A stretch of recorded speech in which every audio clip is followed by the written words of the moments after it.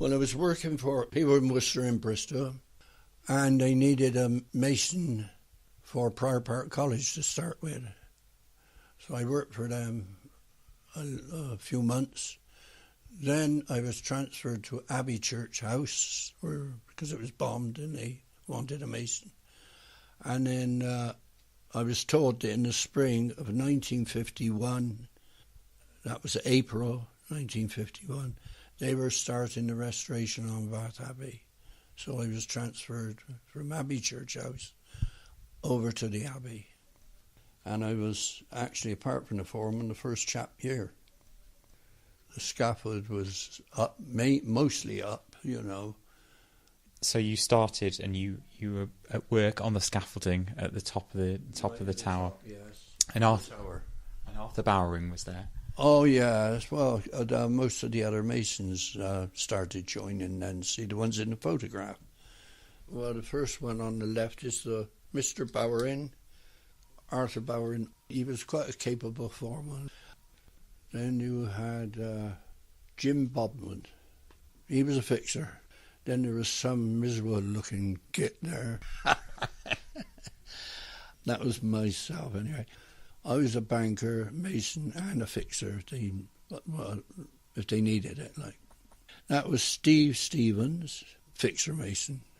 Yes, he could do bankering, but he was a fixer mason. Jim Towers, he was purely a banker mason. That was Richard Head. Dick Head was a fixer mason. George Strong, he was a labourer. Reg Hardy, although I've seen him quoted as Harding, nicest bloke you wish to meet. I mean that.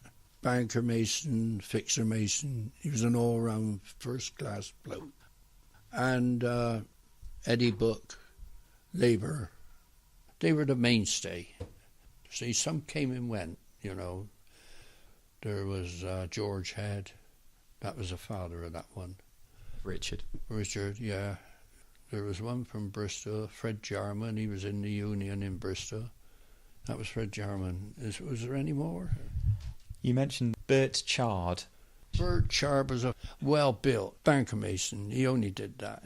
He always wore a white cotton apron. We didn't wear aprons, you see that. Anything we get our hands on, we wore. But he always had his apron. He had a big belly on him. And if he was carrying a big stone, he'd rest it on his belly, you know, and he could carry it like that, you know. Yeah, that was Bert Chard. He was a banker mason.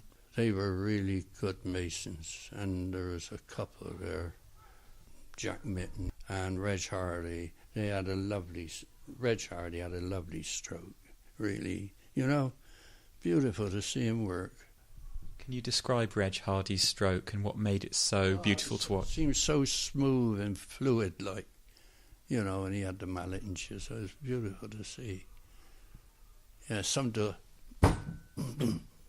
Yeah, you laugh at them, really. So a smooth and a gentle stroke was the one to have. Yeah, oh yeah. And so you would have been the first banker mason that joined. Yeah, I was. And then there were other fixer masons that also joined, and there were labourers as well. That's right. Can you tell us what a banker mason was and what the job they would do? Well, they would cut all the stone to whatever the size was required or shape. That was a banker mason's job. Then the fixer mason would take it out on the trolley, hoist it up, and fix it wherever it had to go, see. This would have been the level up on the roof, you know, level with the bottom of the tower, where the first banker masons worked. It was the second time. First time was right up on the tower. This would have been the second banker. In the photograph, you got Jim Towers, Jim Bodman, and Richard Head. That's the order of them there. And they're manipulating the large piece of stone on a roller, and then it would be lifted up onto the bankers to be worked for various work required, like, you know, up there. But they're just putting the roller underneath. And why would they be using the roller there? Oh, make it easy for moving it along the scaffold. Yeah, it's very primitive, but it did the job.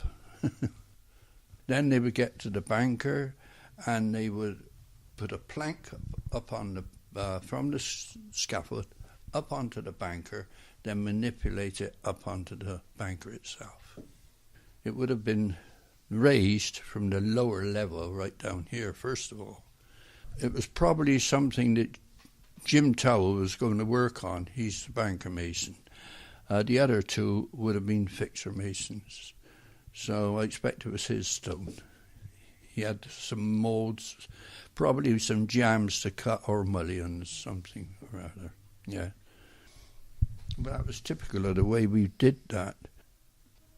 We've now got a picture of two men actually pulling a chain and a couple of pieces of stone up to what looks like a higher level. Bryan, what's happening in this photo? Well, you got two fixers, Richard Head and Jim Bodman, with a chain block. Pull in with a chain block. Look, you've got chain. There's this hooked up there. Look, with the hook into the top of the chain, the Lewis, and it's raising a stone. It's definitely a jam incorporating the soffit of an arch. Jim there is pulling on the chain, you see, and raising it. And how did the chain block work? Oh, it's geared to carry, could be anything, a ton or anything. Make that fly up there, that's no bother. And when you get it up there, you simply take the bolt back out, and take the hook off, of course, pull the bolt back out, take the centre pin out, and then the rest of the Lewis. And there you are. Yeah, if you're fixing it, because you can manoeuvre this chain block anywhere, what you would do is wet the stone underneath and fix it. And the chain blocks would be used just to lower it down onto the other work. Another thing you had to watch was when you raise a stone like that, the chains don't rub on the stone, because that won't be very clever. And what would have happened if that had happened? Well, you would get a bit of fixing and fill it up or do something with it. But no, generally you'd be very careful.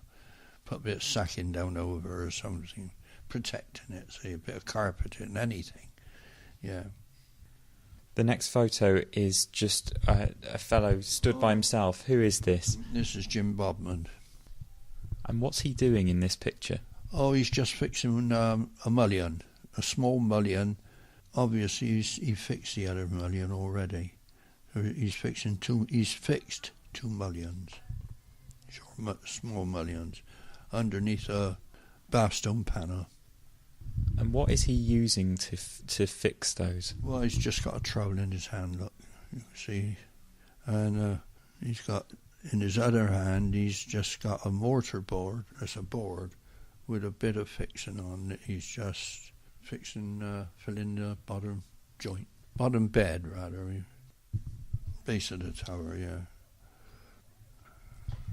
And what's he got on the top of this head here? It looks like cloth. Yeah, I think it's a tarpaulin of some sort. Perhaps a drop of rain, he's covered his work, it could be anything. And that was to protect the fixant, was it, from washing away? To protect the fixing, yeah. And Jim Bodman, in both of these pictures, he's wearing something in his right ear. What was that? Hearing aid. That is a hearing aid in those days. No, I think it was summer because he got his shirt sleeves on. He would have been out there when the wind was blowing and the rain was going, I'll tell you. What would he have been wearing if it was winter and the rain? He'd had clothes all around, coats and whatnot. All sorts of, any clothes you can get hold of, really. Yeah, it was very, as I say, it's not like now. If the wind was really bad, we'd try and find work round the corner, out the way of it, and work accordingly, Another thing you do when you get a stone on the banker is test it for cricks. That's has cracks actually in the stone. You ring it with a chisel. Ding, ding, you would tell. Then dong, you know, just like china. You had a piece of china, you flick a bit of china, you can hear it's got a crack in it. It's very musical, that. It's kind of like a tuning fork that you would use. Yeah. That's what it was. Like a tuning fork, if you like. And what would you do if you found ricks in a piece of stone? Well, you would put it down. Probably you could cut something else, cut the rick out, and use it for something else. You see? Oh yeah. And finally, you mentioned a story of when you were married. Your wife came and she brought you your lunch once. Could you just tell us that story, please? She came up the scaffolding. Oh, she came up the scaffold. Probably she did bring me lunch. I don't know. She went right up on the turret, on the corner of the tower. Scaffold was at their mind. I can't imagine her doing that ever after that. Why Arthur didn't kick up about it or something, I don't know. But she would have had to go up all the spiral staircase, see, up to the next lot, up on the tower. I think that's called love, that is. Yeah, she probably bought some Overhand's Dairy or something and brought it out. Yeah. Seems so funny, though, all those years ago, eh?